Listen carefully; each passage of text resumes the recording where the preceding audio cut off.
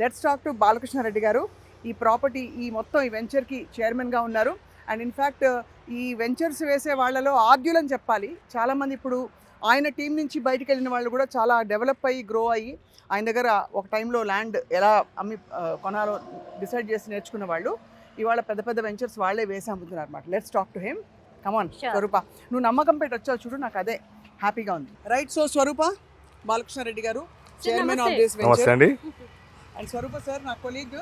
So మీ venture చాలా బాగుందని చెప్పి మేము విని నేను కూడా చూద్దాం తను కూడా తీసుకొచ్చాను. ఎలా ఉన్నారు సార్? బాగున్నాండి, మీరు ఎలా ఉన్నారు? బాగున్నాను sir, fine.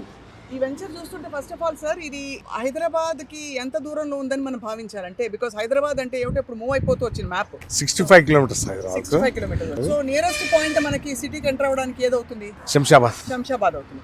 So Shamshabad airport ఇక్కడ నుంచి మరీ దూరం కాదు, చాలా దగ్గర అండి. Shamshabad airport just 35 kilometers. Shadnagar second hitech city. అతి త్వరలోనే హైటెక్ సిటీ ఏ విధంగా మారిందో జస్ట్ 10 years లోపల షాద్ నగర్ సెకండ్ హైటెక్ సిటీ అని. చాలా సాఫ్ట్వేర్ కంపెనీలు కూడా షాద్ నగర్ విచ్చేసినాయి. నెక్స్ట్ ఇయర్ వర్క్ కూడా మొదలవుతా ఉంది. దాదాపు 8-10 సాఫ్ట్వేర్ కంపెనీలు షాద్ నగర్కి విచ్చేసినాయి.